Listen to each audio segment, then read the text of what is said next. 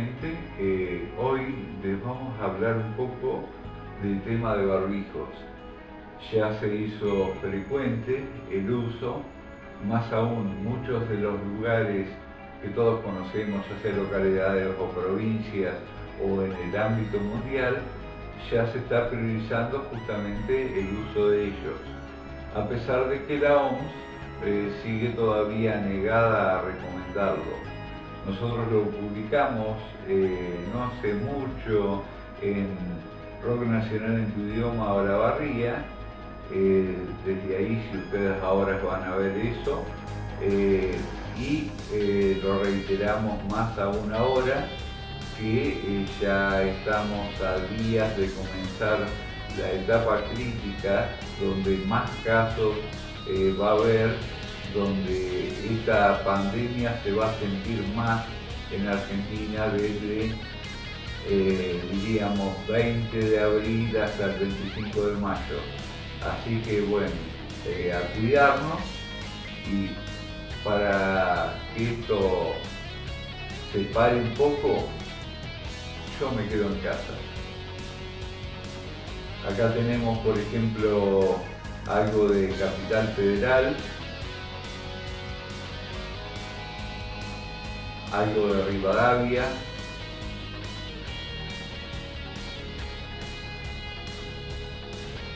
en Zárate también, Mar del Plata, en nuestra localidad Olavarría,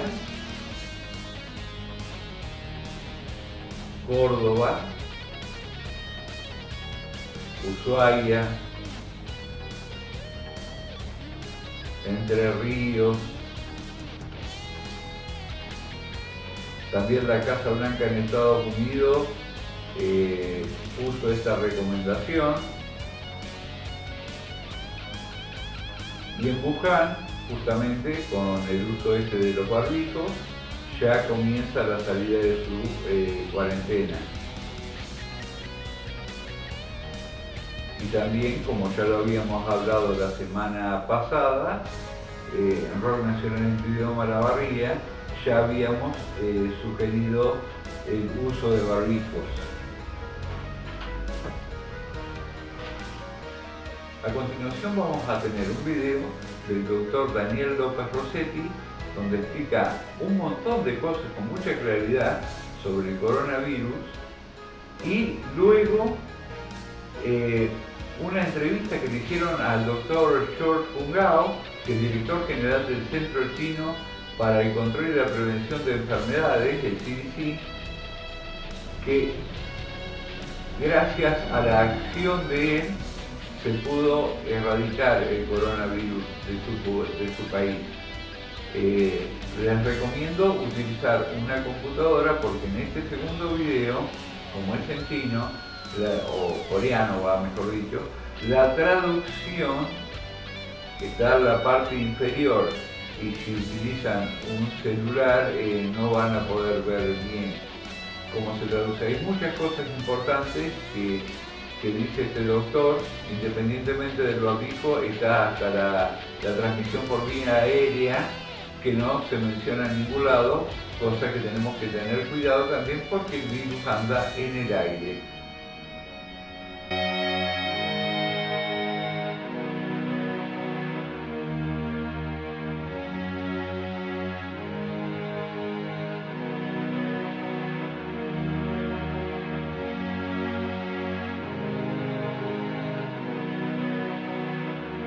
Con él, el doctor Daniel López Rossetti. ¿Nos estás escuchando?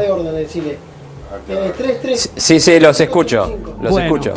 Bueno, yo voy a empezar con una pregunta para ambos, y acá Nelson va a poder hacer más pedagógica la cuestión. Pero todavía no lo sé bien. ¿Qué es el coronavirus? ¿Es algo que había y ahora es distinto? El coronavirus pertenece a una familia de virus ya existentes. Este coronavirus estaba ubicado en animales, y fundamentalmente en el año 2019 la Organización Mundial de la Salud, en un congreso que hizo allá por agosto, advirtió que una variedad de coronavirus que estaba en los animales, fundamentalmente en el murciélago, tenía una posibilidad muy fuerte de pasar al ser humano por una serie de características que no importa técnicamente explicar. Y obviamente advirtió que si esto ocurría iba a dar pie a un cuadro, entre comillas, gripal, dentro de los fenómenos gripales con afectación del árbol respiratorio, que generaría una pandemia, tenía la posibilidad de extenderse por todo el mundo con manifestaciones graves. Y esto es lo que en esencia está ocurriendo. Pero gripe y virus hubieron siempre, Sí.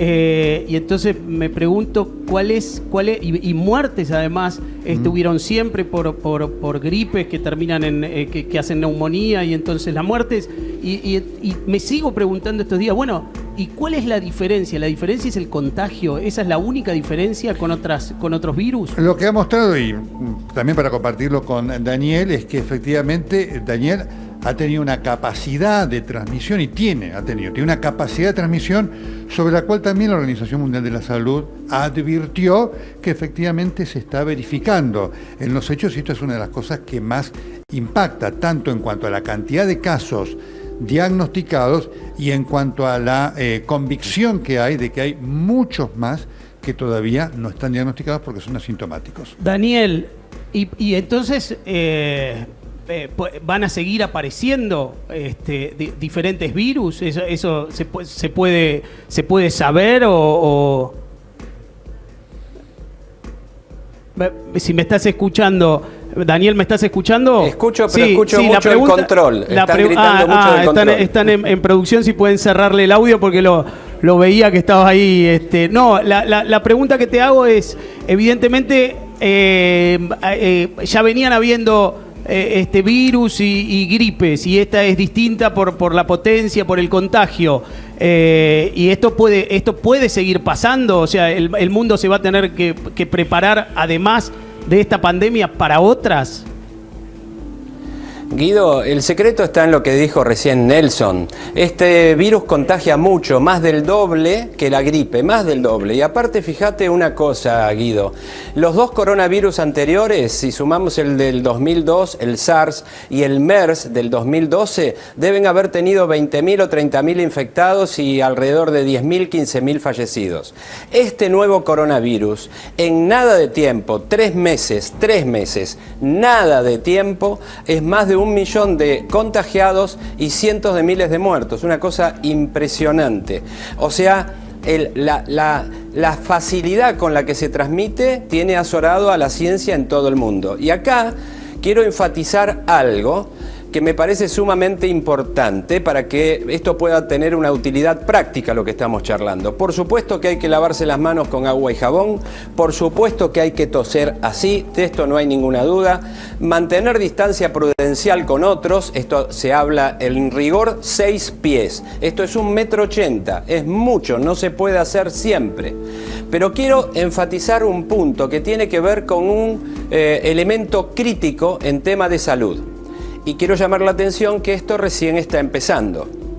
Y creo que lo tenemos que tomar con mucha seriedad, que es como se está haciendo en este momento.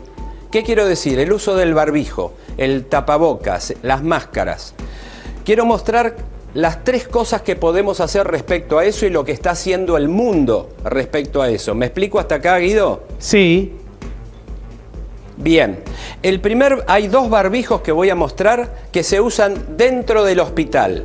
Uno es es el de alta seguridad, que se llama N95, que es muy caro, dura un tiempo y es solamente para los médicos que están sobre el paciente y haciendo un procedimiento específico de alto riesgo. No es para la población general. ¿Me expliqué hasta acá?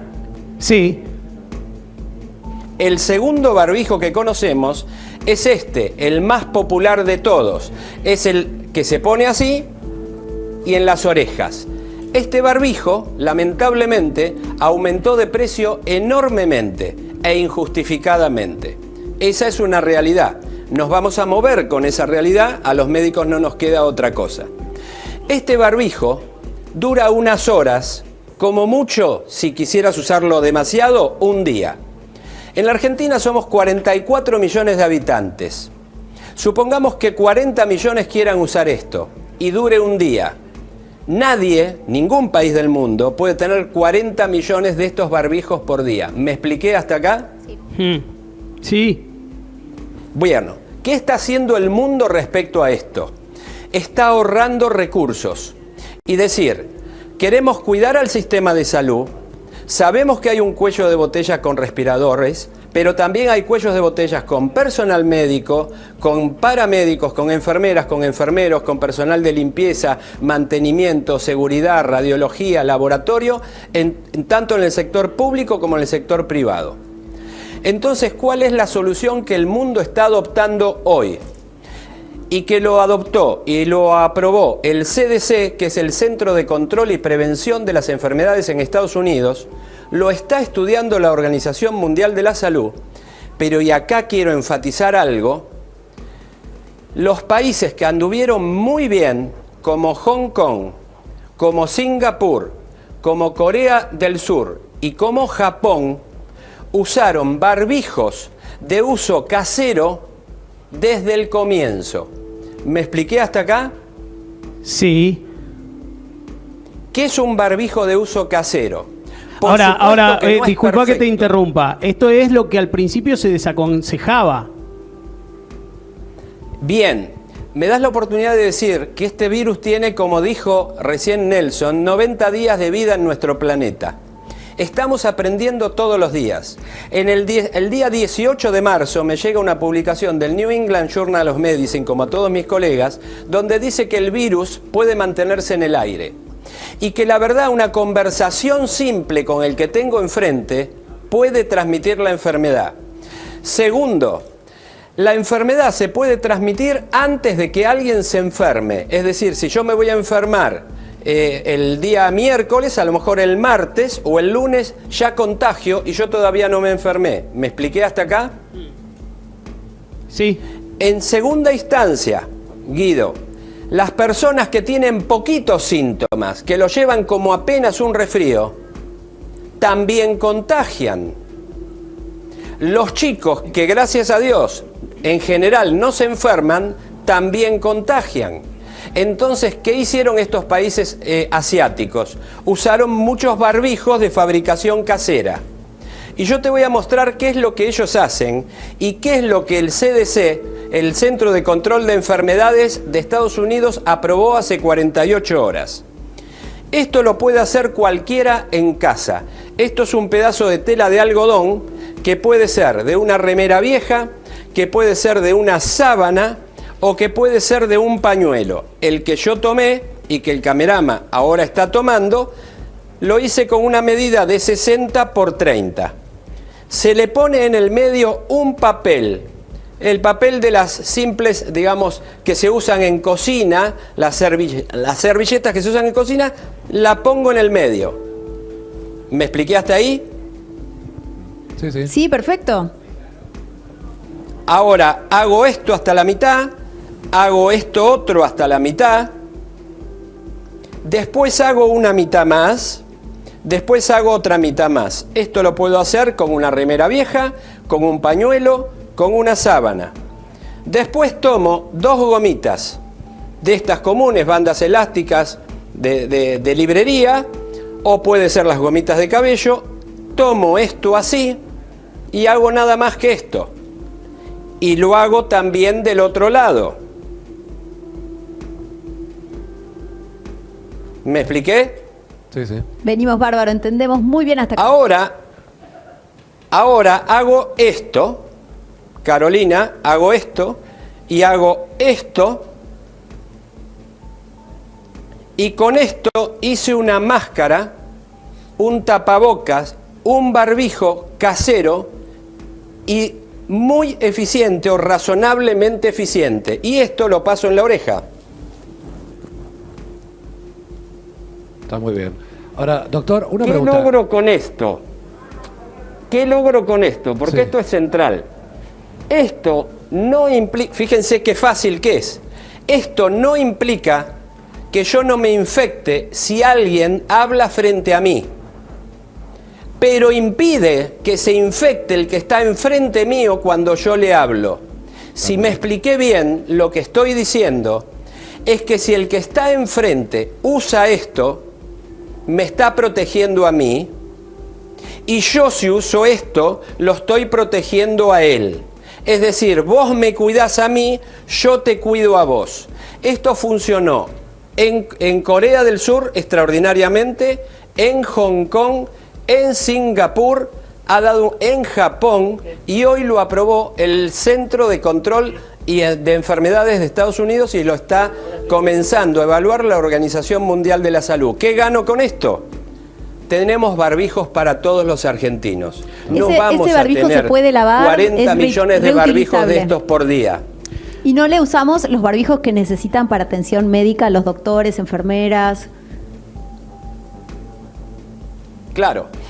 Lo que estamos haciendo es racionalizar el uso. Cuando pedimos, por favor, que todos se cuiden, tiene que ver con evitar la saturación del sistema, sobre todo el sistema público, donde en esta hora, a las 10:30, 10:35 o a las 3 de la mañana, hay un enfermero y una enfermera de guardia, un médico, una médica de guardia, un anestesiólogo, un cirujano, Ahora, doctor, gente de limpieza, de mantenimiento. ¿Cómo hacemos para identificar si tenemos un resfrío normal o si soy un paciente asintomático de coronavirus?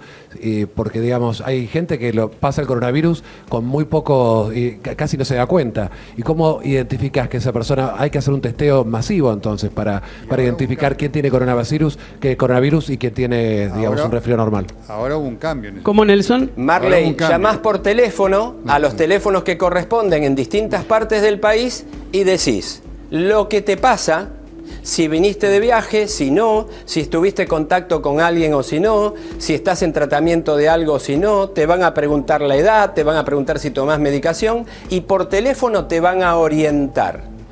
A lo mejor corresponde que te acerques a un lugar de control donde un médico haga el examen y que hagan el estudio para saber si tenés el virus, que es el PCR, lo que se conoce como PCR o reacción de la cadena polimerasa. Llamando por teléfono ya uno se saca el 90-95% desde las dudas de la población. Pero si un después testeo masivo, un creo equipo que médico debe intervenir, se hará lo que corresponde. Muchas gracias, Daniel, y tengo una última pregunta para Nelson, porque estamos... A ver, mientras estas son todas las explicaciones mecánicas, digamos, ¿no? Todo lo que corresponde hacer desde la medicina. Pero bueno, estamos en una situación seguro muy, muy difícil, me imagino, quienes más, quienes menos, pero para la gente debe haber gente que es muy difícil poder hacer todo lo que corresponde en medio del caos, ¿no? Y de no poder ir a trabajar en muchísimos casos, y de cómo se complica entonces la vida adentro. Cada uno lo piensa desde uno, pero hay tantas razones y verdades como personas.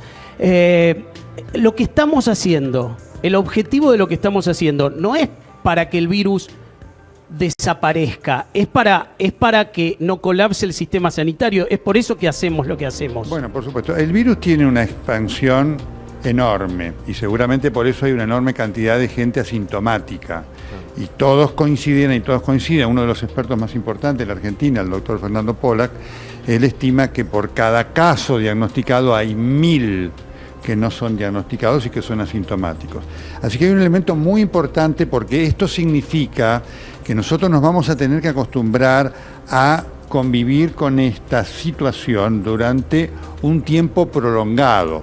A propósito de lo que vos decís, cuando comience a levantarse y flexibilizarse la cuarentena, esto va a significar, primero, que va a haber grupos que van a quedar en cuarentena, y ya se sabe cuáles van a ser: los mayores de 65 años, las escuelas y las universidades, los espectáculos públicos y demás, y también los aeropuertos. Pero además, en nuestras vidas, la necesidad de la exigencia del cuidado de las medidas de protección, lavarse las manos, las distancias que tengamos que mantener, seguramente esto que venga con el barbijo en cuanto a algún tipo de uso, eso lo vamos a tener que mantener por un tiempo prolongado. Es un concepto muy importante a futuro para darnos cuenta que esto no termina un día y al otro día todo cambia automáticamente.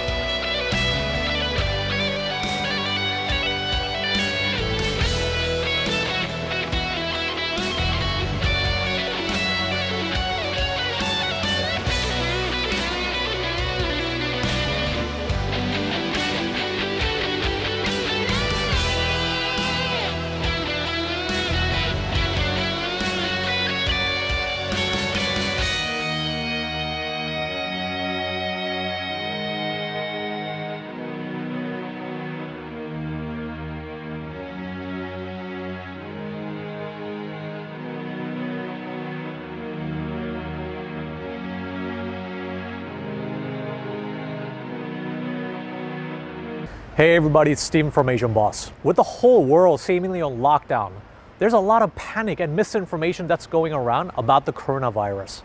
South Korea is widely acknowledged for having had one of the best responses to contain the pandemic.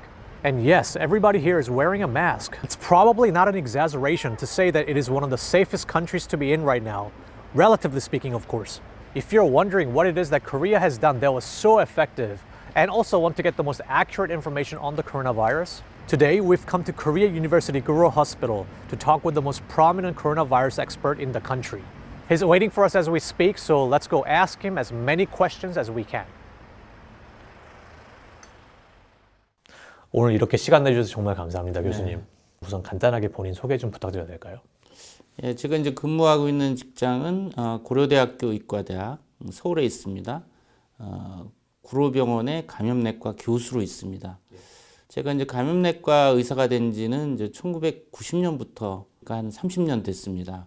그러니까 30년 동안 여러 가지 그 중요한 감염병들, 결핵, 에이즈, 홍역, 그리고 2003년 사스, 2009년 신종 인플루엔자 팬데믹, 또 2014년 이볼라, 2015년 머스 아웃브레이크까지 다 경험해서 이번 30년 동안 쭉 경험한 것 중에 이번 코비드 19 팬데믹이 사실 가장 어려운 과제가 된 것 같습니다. 그럼 코로나 바이러스에 대해서 지금 어떤 일을 하고 계신가요? 코비드 19 환자들이 이제 의심 환자들이 병원에 오기 때문에 그런 환자들을 일부 보고 있고 또 입원 환자도 보고 있고 감염내과에 여러 스태프들이 있는 중에 제가 가장 시니어여서 방송에 나가서 텔레비전 나가서 이 코로나19 이 감염에 대한 정확한 정보를 국민한테 전달하고 또 기자를 통해서 또 정보를 전달하고 있습니다.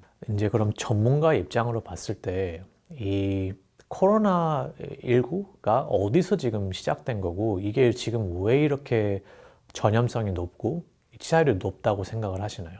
2019년 12월에 이제 중국 후베이성 우한시에서 원인 모르는 폐렴, 계질성 폐렴 환자들이 많이 생기고 사망자가 생겼습니다. 그것이 중국 정부가 알아채고 세계보건기구에 보고한 것이 2019년 12월 31일입니다. 지금 어떻게 보면 3개월도 안 됐죠. 두세 달 동안 우리가 연구한 바에 의하면 원래 이제 박쥐가 갖고 있던 코로나 바이러스인데 그것이 우한에 있는 생동물 시장 거기에서 처음 인체 감염이 돼서 물론 중간 매개 동물 숙주가 이제 그 천산갑이라고 하는 판골린이라는 얘기도 있고 뱀이라고 하는 얘기도 있는데 아직 확실치는 않습니다. 어쨌든 이 사스 코비2라고 하는 지금 코로나19의 원인 바이러스가 박쥐에서 뱀인지 천상갑인지 모르지만 중간 매개 동물을 거쳐서 인체 감염이 와서 지금과 같은 이제 중증 폐렴으로 와서 사망률이 2 내지 3%인데 이거 사람으로서는 이거 처음 맞닥뜨리는 신종 코로나 바이러스죠. 그렇다 보니까 우리가 치료제도 없고 백신도 없고 그래서 모든 나라가 지금 아주 그 어떤 환자 폭증에 따라서 특히 지금 유럽이 가장 심하죠. 미국도 지금 뉴욕을 비롯한 대도시에서 환자가 많이 발생하고 있죠. 그래서 상당히 위협이다 그런 상황입니다. 사람들이 아직도 이 정확하게 코로나 이게 19가 뭔지 잘 모르는 것 같아요. 그렇죠. 이 치사율의 데이터가 어떻게 되나요 지금? 이게 나라마다 다릅니다. 치사율은. 왜냐하면 이제 같은 바이러스지만 그 나라의 방역 시스템, 그 나라의 의료기관의 치료 수준, 또 그 나라의 연령 분포. 그러니까 고령자가 많은 이태리는 8, 9% 굉장히 높거든요. 나이 별대로 이거를 좀 구분을 해주실 수 없나요? 예를 들어서 20대, 30대 아니면 30대에서 40대. 제가 이제 수치를 가져왔는데 3월 24일이지 않습니까 지금? 예. 지금 수치를 보면 대한민국에서 8,961명의 환자가 있고 111명이 사망을 했습니다. 그리고 3,160명이 회복을 했어요. 한국에서는 검사를 많이 하다 보니까 전체 한 9,000명, 약 9,000명의 확진자 중에 20%가 무증상 환자예요. 예. 그러다 보니까 전체적인 규모를 우리가 잘 알고 있죠. 어느 나라보다. 그래서 나이대별로 나눠보면 80대 이상이 11.6% 치사율입니다. 한국에서. 70대는 6.3%, 60대가 1.5%입니다. 50대가 0.4%. 그리고 이제 젊은 건강한 사람들이 이제 굉장히 관심이 있을 텐데 한국에서는 40대에 1명, 30대에 1명이 사망했는데 40대에서는 치사율이 0.1%, 30대도 0.1%입니다. 근데 지금 20대, 10대는 없어요, 사망자가. 그러니까 어떻게 보면은 한국에서도 사망자의 90%는 60세 이상의 고령자에서 발생하고 있는 거죠. 그럼 이 바이러스가 왜 고령자한테만 이렇게 위험한 건가요? 신종 바이러스이기 때문에 백신도 없고 치료제도 없기 때문에 오로지 바이러스 감염됐을 때 싸울 수 있는 무기는 본인의 면역 방어 시스템이에요. 그러니까 10대, 20대, 30대, 40대까지는 가볍게 앓고 뭐 1, 2주 정도 몸살 감기로 앓고 대부분 낫게 되죠. 그럼 이제 증상이 아예 없을 수도 있고. 없을 수도 있고. 지금 우리나라 한국 자료 보면 전체 9,000명 중에 20%가 증상이 없어요. 이게 이제 함정이죠, 어떻게 보면. 증상이 없으면서도 전염성이 있기 때문에 이게 함정이라는 거죠. 그런데 60세 이상을 넘어가면은 면역이 노화가 됩니다. 임뮨 세네센스라고 하는데 특히 80대 이상 되면은 우리가 암 환자처럼 면역이 비유하자면 암 환자 면역 떨어지잖아요. 예.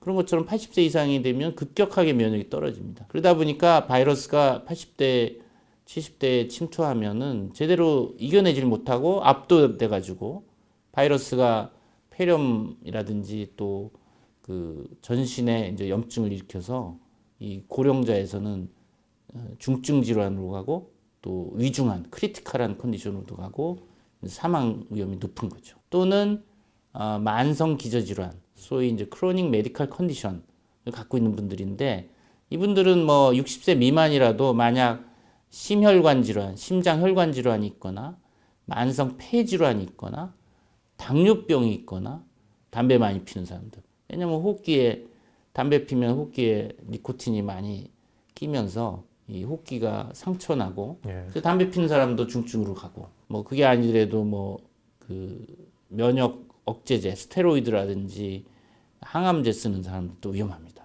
그러면 이제 한번 걸렸어요. 난 다음에 또 걸릴 수 있는 건가요? 네. 지금 그게 이제 굉장히 두려운 거죠. 지금 아직 모르는 부분이 많아요. 보통 우리가 어떤 병에 걸리고 나면 항체가 생깁니다. 대개 2주 정도 되면 항체가 생겨요. 그 다음에 같은 병에 안 걸려요. 지금 코로나19의 경우는 코로나19를 걸리고 나서 회복을 해서 퇴원했어요. 근데 한 5일 내지 7일 뒤에 다시 증상이 나오고 바이러스가 또 나오는 그런 재발 사례들이 있거든요. 그런 경우들이 가끔 있습니다. 그러면 이 코로나19라는 게 어떻게 걸리는 거예요? 예를 들어서 사람들의 인식은 이게 내가 숨만 내쉬어도 걸린다. 아니면 이게 무슨 어떤 내 얼굴에 재채기를 해야지만 걸리는 거다. 되게 이제 크게 세 가지입니다. 이 주로 이게 호흡기로 바이러스가 들어와서 염증을 일으키면서 열이 나고 기침하고 호흡곤란이 있고 이게 이제 주증상인데 그러면 환자가 이제 기침 재채기를 하면 드랍플래시라고 비말이라는 게 이렇게 나옵니다. 침 튀기는 거잖아요. 예, 침 튀는 건데 그 비말이라는 거는 그 침방울이 5마이크론보다 큰 거를 드랍플렛 비말이라고 합니다. 그 안에 수많은 바이러스가 포함되어 있죠. 침방울에. 그 환자로부터 나오는 침방울에.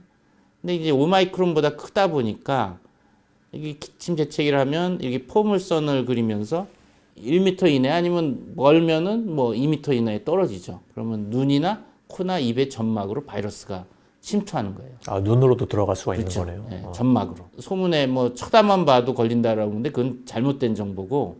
아니면 그냥 공기로 이렇게 그 사람이 지나갔는데 네. 그 다음에 한참 있다가 지나가면 뭐 걸린다 약간. 그건 이제 공기는 좀 다른 거라 이제 다시 설명을 드릴 텐데 네. 가장 흔한 거는 이렇게 비말로 기침 재채기로 전파하는 게 하나고 두 번째는 그 콧물 재채기가 있으면 우리가 손으로 이렇게 비비잖아요. 알게 모르게 무의식적으로.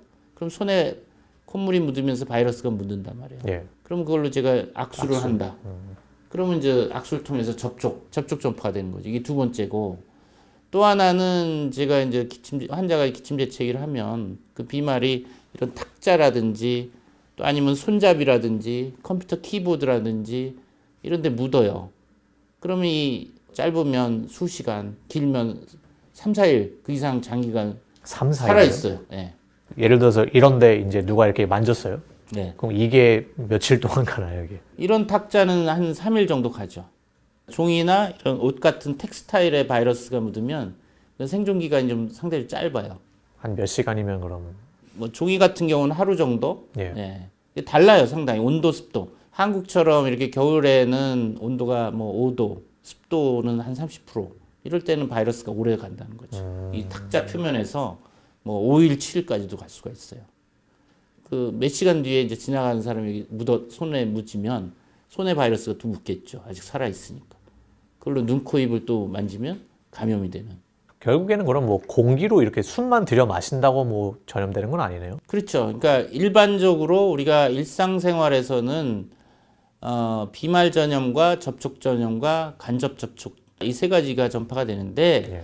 단 특수한 상황에서는 공기 전파가 가능한 거죠. 공기 전파라는 건 이제 에어로졸 트랜스미션이라고 그러고 또는 에어본 트랜스미션이라고 하는 건데, 지금 신천지 교회에서 대한민국에서 뭐 수천 명 그 환자가 생겼지 않습니까? 10층에 교회가 있었는데 거기에 그 밀폐된 공간에 겨울철이다 보니까 창문도 닫혀 있죠.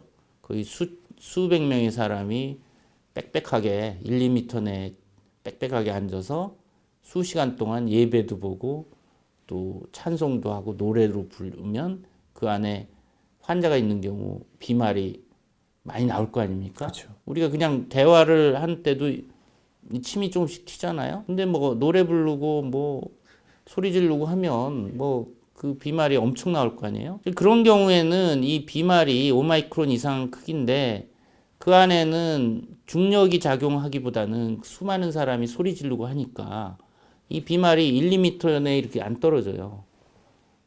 그러니까 공기 흐름이 수직이 아니라 수평으로도 가니까. 그러면 그 비말이 소리 지르면 1, 2m를 넘어서 이렇게 멀리 가면서 이게 마릅니다. 그러니까 5마이크론보다 작은 사이즈로 작아져요. 그게 이제 에어로졸인 거죠. 그런 경우는 중력의 영향보다는 가볍기 때문에 1, 2m를 넘어서 뭐 수미터 뛰어다녀요. 그러니까 1, 2m가 아닌 더 멀리 수미터 멀리 떨어져 있는 사람의 호흡으로 또 감염이 되는 거죠. 그게 이제 공기 감염인 거죠. 그렇기 때문에 그 신천지라든지 뭐 콜센터라든지 또 밀폐된 공간에 많은 사람들이 빽빽하게 있고 소리 지르고 그 안에서 같이 옹기종기 모여서 식사도 하고 그게 공통적인 요인이에요. 그치만 우리가 뭐 야외에서 공원이나 뭐 이런 산에서 등산하면서 그런 데는 폐쇄된 환경이 아니니까 예. 그런 데서는 공기 전파는 안 되죠. 교수님께서는 어떤 사람들에게 확진 검사를 받아보라고 권장을 하실까요? 일단은 뭐 열이나 인후통이나 뭐 기침, 호흡곤란 있는 사람들 받아야 되고, 특히 고위험군들 60세 이상 기저질환 환자들은 이분들은 증상이 그냥 피곤하다, 또 왠지 식욕이 떨어진다, 축 늘어진다, 온몸이 쑤신다. 어떤 경우는 최근에 이제 뭐 우리 병원 연구진들도 확인한 건데, 이 코로나19에 걸리면 약 30%에서는 냄새를 못 맡고 입맛도 못 느끼고, 그러니까 그 미각이나 후각이 상실되는 거예요. 뭐 5일에서 10일 정도 그런 걸 느끼거든요. 한 30% 환자들이. 이런 것도 아주 좀 독특한 증상인 것 같아요. 저도 테스트를 뭐 받고 싶다면 저는 뭐 제가 생각하기 건강하니까 뭐 못 받는 거죠. 아무 증세도 없으니까. 아니 본인 돈 내고 검사 받을 수 있죠. 17만 원.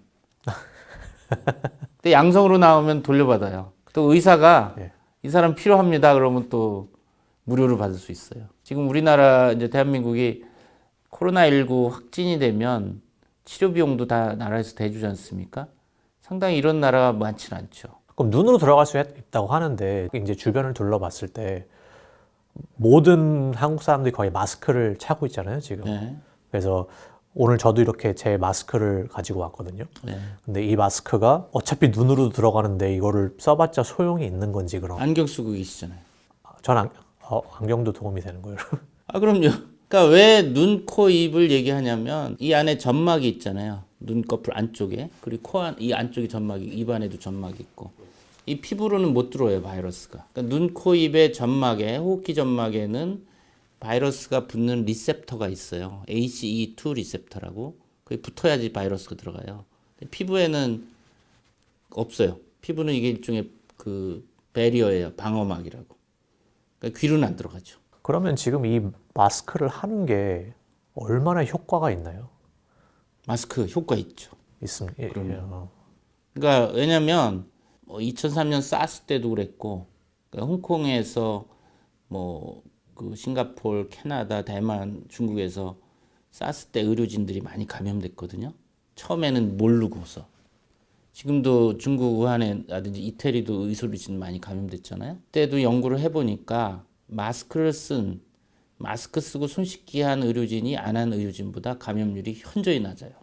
소위 서구 사회, 유럽이나 미국 이런 데는 일반인들 안 쓰잖아요. 예. 예, 전 그게 좀 이상하다고 보는데, 그렇게 이제 미국 서전 제너럴이 마스크 쓸 필요 없다. 또 뭐 WHO에서도 마스크를 일반 사람들한테 권고하지 않는다 그러니까 저는 그게 아니다. 그 트위터인가 어디 올린 거 보니까 그걸 잘 해석을 해야 돼. 보면 일반인들이 마스크를 그렇게 살려고 애를 쓰는데 그럴 필요 없다. 마스크는 의료진이 제일 필요하다. 의료진이 마스크가 없으면 더 위험해질 수가 있다. 환자를 진료를 못하니까.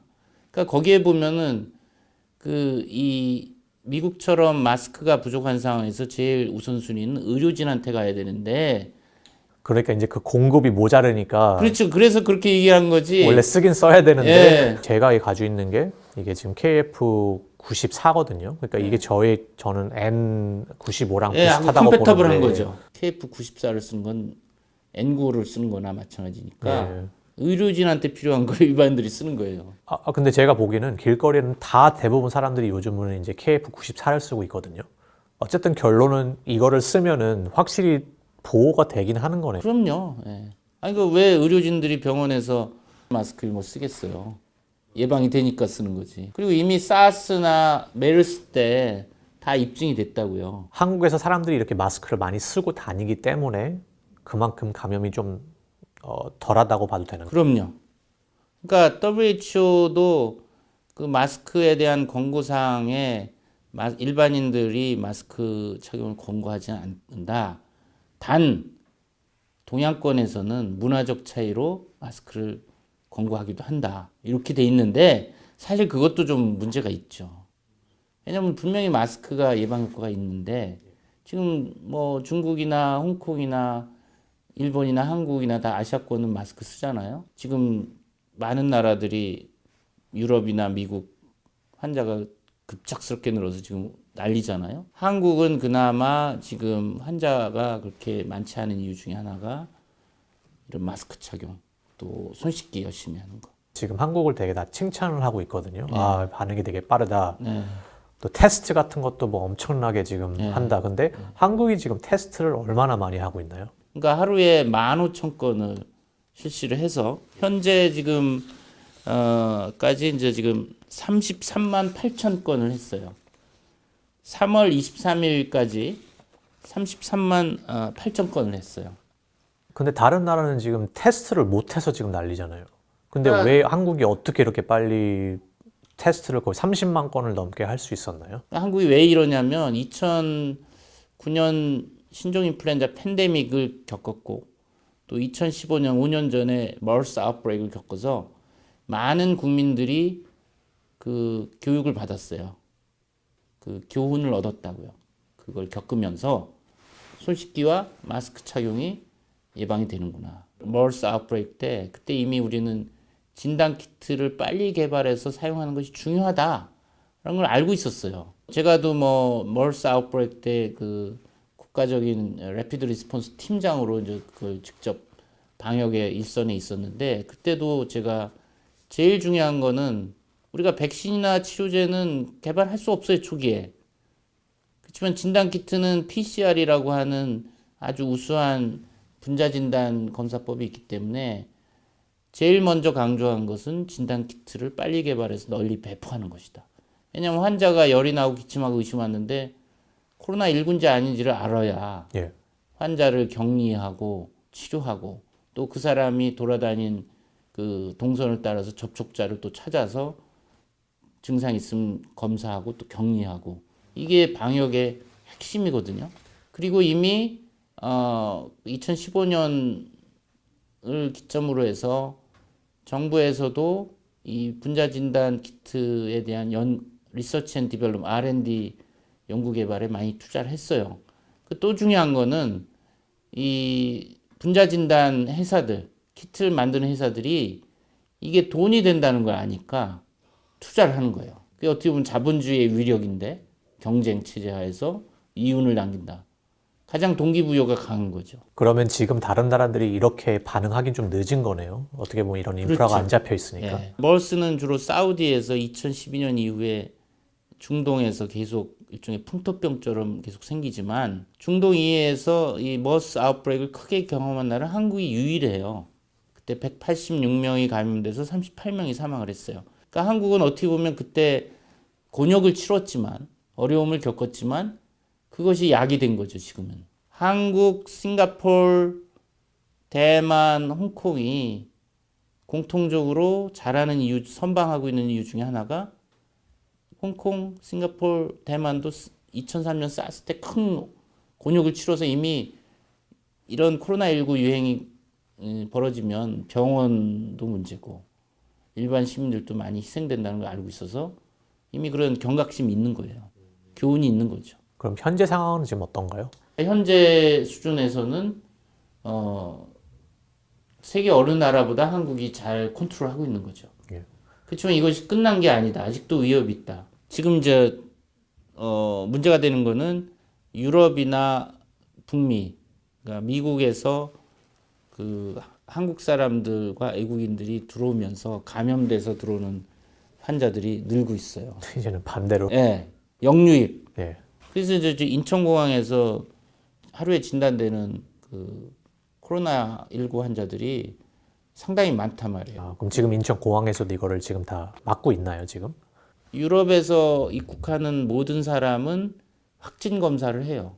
3월 20일부터 유럽에서 입국하는 그 내외국인은 다 검사를 한단 말이죠.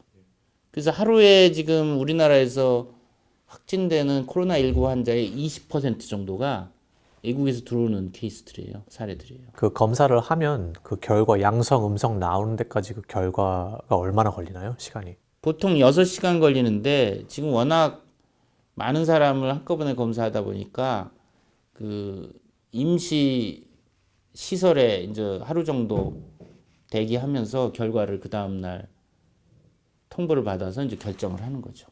그러니까 이제 양성이면 중환 환자들은 병원으로 가고 경환 환자들은 생활치료센터로 가고 음성이면 집에 가서 2주간 자가격리를 하죠. 근데 이제 우리가 자가격리 어플리케이션을 깔아줘요. 스마트폰에다. 자가격리 어플리케이션을 깔고 집에 있으면 그 위치 추적이 됩니다. GPS가. 벗어나면 이게 이제 그 경보음이 울려서 이제 벗어났다. 자가격리를 이탈했다. 그리고 증상을 앱의 어플리케이션에 하루에 2번 입력을 해야 돼요. 열이 있는지 뭔지. 왜냐면 자가격리자 중에 2주 동안 잠복기에 있는 사람들은 증상이 시작할 수가 있거든요. 그러니까 그 어플리케이션에 또 그 증상을 넣는 거죠. 그러면 이제 그 모니터하고 있는 사람들이 만약 이걸 입력을 안 하면 이 사람 뭔가 자가격리 안 한다. 연락을 하게 되죠. 저는 그렇게까지 하고 있는지 몰랐거든요. 물론 이제 인권 문제도 좀 있습니다. 위치 추적하는 거를 그게 맘대로 해도 되냐. 물론 뭐 아마 동의를 받겠죠, 뭔가. 왜냐면 미국 같은 데서는 절대 안 될 것 같은데. 그렇죠. 그러니까 이게 지금 코로나19 유행을 봐도 각국이 하는 대응 방식이 다르다, 굉장히. 컬처와 그 나라의 전통과 트레디션과 한국은 그런 동양권의 문화가 있잖아요. 또 중국은 중국대로 강력한 문화가 있고 중국은 더 하잖아요. 그렇기 때문에 어떻게 보면 지금 통제되고 있는 거라고도 볼 수 있고. 지금 한국에 있는 모든 시민들이 지금 뭐 학교도 다 이제 개학도 연장되고 사회적 거리 운동을 이제 정부가 직접적으로 이제 뭐 문자도 보내고 그렇게 하잖아요. 그게 지금 얼마나 잘 실행되고 있다고 보시나요? 20일, 요 며칠 전부터 국무총리가 이제 특별 담화문을 해서 사회적 거리두기를 강력하게 권고를 하고 있어요. 그러니까 종교시설하고 또 유흥시설, 술집 뭐 이런 거, 그 다음에 실내 체육시설, 이 세 군데를 지난 20일부터 2주 동안 문을 닫아라 라고 강력하게 권고만 한 거지 강제사항이 아닙니다. 뭐 5, 60대 이상 나이 든 사람들은 잘 지킵니다. 근데 이제 문제는 10대, 20대 지키기 어려워요. 왜냐하면 10대 같은 경우는 대한민국에서는 교육이 제일 최고거든요. 아무리 아프고 열나고 힘들어도 학교 가야 되고 학원 가야 돼요. 지금 학교는 개학을 연기했어요. 초중고등학교. 이 코로나19 때문에. 근데 아이들은 저녁에 학원을 간단 말이에요. 그러니까 학교를 아무리 폐쇄하고 있어도 저녁에 학원 가가지고 지금 뭐 지난 주말만 해도 한 90%의 학원이 문을 열었다고 합니다. 뭐 이게 동양권에 특히 그 대학을 잘 가는 것이 인생을 결정하기 때문에 특히 고등학교 학생들은 학원에 가서 또 저녁에 좁은 공간에서 공부하면서 접촉을 많이 한다는 것이고 20대는 또 강남에 이제 클럽을 뭐 금요일이나 토요일 날 간단 말이에요. 아랑곳하지도 않고 마스크 쓰지 않죠 당연히. 그 밀폐된 공간에서 뭐 춤도 추고 술도 마시고 왁자지껄 떠드니까 잘 안 지킨단 말이에요. 뭐 PC방, 노래방. 사실은 이 10대, 20대 특히 우리나라에서 코로나19 환자의 약 30%가 20대에서 발생하고 있어요. 굉장히 독특한 현상이죠. 그 전문가로서 교수님의 입장은 코로나19가 언제까지 이제 이게 계속 갈 거라고 보시나요? 왜냐하면 어떤 사람들은 뭐 이제 이게 여름이 되고 날씨가 따뜻해지면 더 줄어들 거다. 네. 그리고 이게 계속 갈까요? 아니면 이게 정말 저희가 이제 이걸 아예 없앨 수 있나요? 상당히 뭐 이제 중요한 가장 많은 듣는 질문입니다. 최근에. 지금 전망이 쉽지가 않아요. 단기간에 안 끝나는 거 확실한 거고. 그럼 이게 아예 없어진다거나 그런 희망은 없는 건가요, 지금? 그러니까 이제 몇 가지 시나리오가 있을 수가 있는데 첫 번째 우리가 가장 베스트 케이스 시나리오는 2003년 사스 때 2002년 11월부터 이제 중국 남부 광동성이 시작돼서 홍콩으로 환자가 와서 이제 전 세계 여행객을 통해서 전 세계 퍼져서 한 8천여 명이 감염되고 774명이 사망했어요. 그러니까 치사율이 9.6% 정도 됐죠. 7월 초에 끝났어요. 사스는. 그러니까 지금 이 코로나19도 사스와 유사한 신종 코로나 바이러스이기 때문에 우리가 기대하건대는 그때처럼 열심히 각국이 방역을 해서 7월 또는 뭐 8월에 끝나는 시나리오가 가장 희망적인 시나리오예요. 그리고서 다시는 인류한테 감염을 안 시키는 것.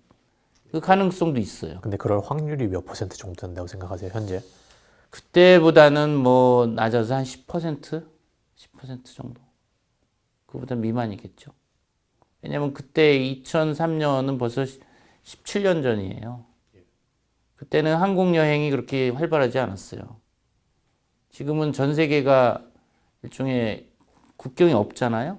또 하나 시나리오는 지금 얘기한 대로 일단은 뭐 여름까지 유행하고 일단 북반구는 끝난 다음에 이제 남반구로 가는 거예요. 호주라든지 저쪽 남아프리카 공화국 남미는 그때 겨울이 되거든요. 그리고 또 이제 10월, 11월에 이제 북반구로 또 오는 거죠. 우리 독감처럼 계절 독감처럼 순환을 하는 거예요. 세 번째는 우리가 이제 운 좋게 백신을 개발해서 백신을 접종해서 이제 전 인구도 와서 우리가 이제 초년도를 1980년도에 백신 접종으로 지구상에서 소멸시켰듯이 백신이 아주 효과적인 백신이 나온다면 그걸 접종을 해서 유행하지 않게 끝내 종식시키는 그것도 하나의 시나리오이긴 한데 가장 야심차면서도 달성하기 쉽지 않은 시나리오죠. 이거 백신이라고 하시면 지금 이 백신 개발이 어디까지 와 있는 상태이고 이게 지금 이제 나와서 시장에 나와서 대중들이 이거를 다 접종을 받을 때까지 시간이 얼마나 걸릴까요? 이 타임 프레임을 좀 주시면. 새로운 병균의 백신 개발은 10년 내지 15년 걸리고 돈은 1조 원이 들어요. 이게 지금 100일도 안 된 바이러스고 이제 유전자 안지도 뭐 2개월밖에 안 됐어요. 미국 알레르기 감염병 연구소의 이제 소장 안토니 파우치가 얘기를 했단 말이에요. 빠르면 모든 게 성공적으로 잘 진행이 된다면, 그러니까 우리가 백신 임상 시험을 건강한 성인 뭐 일상부터 시작해서 쭉 3상까지 가는데 순조로이 되면 18개월이다. 그 모든 일이 순조로이 됐을 때 얘기거든요. 근데 만약 그 미국이나 중국이 백신 개발에 성공했다고 하더라도 다른 나라에 백신을 한 알이라도 줄까요? 미국 인구가 3억 2천인가요? 굉장히 많잖아요. 그거 단기간에 미국에서 자체 생산해서 그거 놓기도 불가능할 거예요. 결국 이제 우선순위를 누굴 먼저 놓을 거냐. 일반 사람들이 백신 접종을 할 수 있는 거는 시간이 엄청 많이 남은 거예요. 10대, 20대 건강한 사람들은 백신 맞을 수 없을 거예요. 현재 지금 백신 개발에 또 참여를 하고 계신가요, 지금? 저는 백신 개발에는 참여는 안 하고 있고 현재 지금 치료제와 백신 두 가지가 있는데 이제 백신은 어차피 시간 걸리고 당장에 우리가 쓸 수는 없어요. 이제 가장 빨리 이 치료제로 쓸 수 있는 것은 신약 재창출이라고 드러그 리퍼포즈먼트라고 비아그라라는 약은 보통은 이제 지금 발기부전 치료제로 알고 있지만 원래는 심장 질환 치료제로 개발하다가 부작용으로 이게 발기부전에 효과가 있다는 걸 알게 돼서 이제 발기부전 치료제로 비아그라를 쓰고 있거든요. 그런 거와 마찬가지로 기존의 다른 감염병으로 치료제로 이미 허가돼서 사용되고 있는 약을 코로나19라는 병의 적응증, 인디케이션으로 사용하는 것을 이제 신약 재창출이라고 그래요. 이것이 가장 빠른 길이에요. 지금 에이즈 치료제 칼레트라, 말라리아 치료제 클로로퀸, 이것이 코로나19 바이러스에 이제 시험관에서 좀 효과가 있다라고 해서 그거를 지금 현재 쓰고는 있어요. 그 중환 환자들. 그런 식으로 지금 또 최근에 렘데시비어라고 길리어드사에서 에볼라 치료제로 이제 개발했던 약인데 코로나19 치료제를 한번 써보자 하는 그런 지금 임상 시험도 하고 있는데 그런 것들이 이제 재원도 있어야 되고 인력도 있어야 되고 계획은 하고 있습니다. 두어 가지를 계획하고 있고 또 하나 이제 빠르게 갈 수 있는 것은 코로나19에 걸리고 회복한 사람들의 혈장, 컨발레센트 플라즈마라고 해서 이건 뭐 100년 전부터 쓰던 그 전략이에요. 코로나19에 걸리고 회복한 사람의 혈액에는 코로나19 바이러스를 중화시켜서 무력화할 수 있는 항체가 있거든요. 그래서 그거를 우리가 코로나19 걸려서 회복한 사람들한테 그 혈장을 좀 기증해달라. 그거를 코로나19의 중증 환자들, 위중한 환자들한테 투여를 하는 거죠. 그것도 이제 지금 뭐 저희들이 계획 중에 있긴 한데 모든 것이 지금 뭐 환자도 봐야죠. 여러 가지 일을 동시에 해야 되라는 어려움이 좀 있고 뭐 예산과 인력과 그런 것들이 지원이 돼야 되는데 뭐 현실적으로 그게 쉽지는 않은 것 같습니다. 교수님이랑 이런 모든 의료진들한테 가장 필요한 게 뭔가요? 지금 이 시점에서? 사실 뭐 의사들이야 기본적으로 환자 아픈 사람들을 치료하고 살린다라는 이제 책임감과 사명감이 있기 때문에 버티는 건데 사실은 지금 고민이 많죠. 현장에 의료진들도 벌써 2달이 넘으니까 상당히 피로감도 있고 이 일반인들이 느끼는 피로감 이상이죠. 이건 상당히. 예, 환자를 보면서 내가 걸릴 수도 있다라는 거. 뭐 의사들한테 필요한 거는 사실 지금 휴식인데 휴식이 없죠. 휴식할 수가 없죠, 사실은. 예. 일선에 이제 전쟁터에서 바이러스와 싸우는 병사인데 뭐 전쟁 중인데 어떻게 휴식이 있을 수 있나요? 그런 것이 어려운 것 같아요. 제가 지금 듣기로는 상황이 그렇게 긍정적인 것만 같지는 않은데, 그러면 지금 이 상황에서 저희 뭐 20대, 30대 아니면 10대들 전 세계에 있는 20, 30대들에게 어떤 조언을 해주고 싶으신지. 그러니까 나는 뭐 걸려도 괜찮아. 나는 뭐 가볍게 앓고 지나가니까 뭔 걱정이야. 이렇게 할 수도 있지만 가족 중에 고위험군한테 퍼뜨리면 생명의 위협이 될 수 있다. 위독하게 할 수 있다. 이런 걸 생각을 하시면 20대들이 뭐 손 씻기나 마스크 착용, 사회적 거리 두기를 철저히 지켜야 됩니다. 본인 건강도 지키고 가족 건강도 지키고 넓게는 사회나 국가의 그 유행을 막을 수 있는 그 개인 하나하나 개인이 그 방역에 기여를 하는 겁니다. 오늘 정말 바쁘신데도 이렇게 또 시간 내주셔서 다시 한번 감사드리고, 그냥 인류를 위해서 지금 아무리 위해서가 아니라 힘드시더라도 좀 더 이렇게 위해서가 아니라 더 이렇게 더 애써주시면 저희로서는 정말 감사하겠습니다. 뭐 이렇게 예. 영광입니다. 이렇게 그 아시아나 뭐 전 세계에서 다 볼 거 아닙니까? 예, 그래서 한국에서의 그 이 코로나19에서 잘 대응한 점들을 다른 나라들이 좀 본받고, 한국에서 잘 못한 부분은 또 본받지 말고 그건 좀 교정해서 잘 전략을 짜면 될 것 같아요. 그러니까 중요한 거는 이건 사이언스다. 겸손해야 돼. 자만하는 순간 우린 당한다고. 그러니까 아마도 뭐 미국이나 유럽 국가들은 자만했을지도 몰라요. 마스크 별거 아니야. 이랬을지 몰라요. 근데 우리는 겸손해야 된다. 끝까지. 끝난 게 아니다. 끝날 때까지 끝난 게 아니다. 네. 그게 이제 제가 하고 싶은 말입니다. 수고하셨습니다.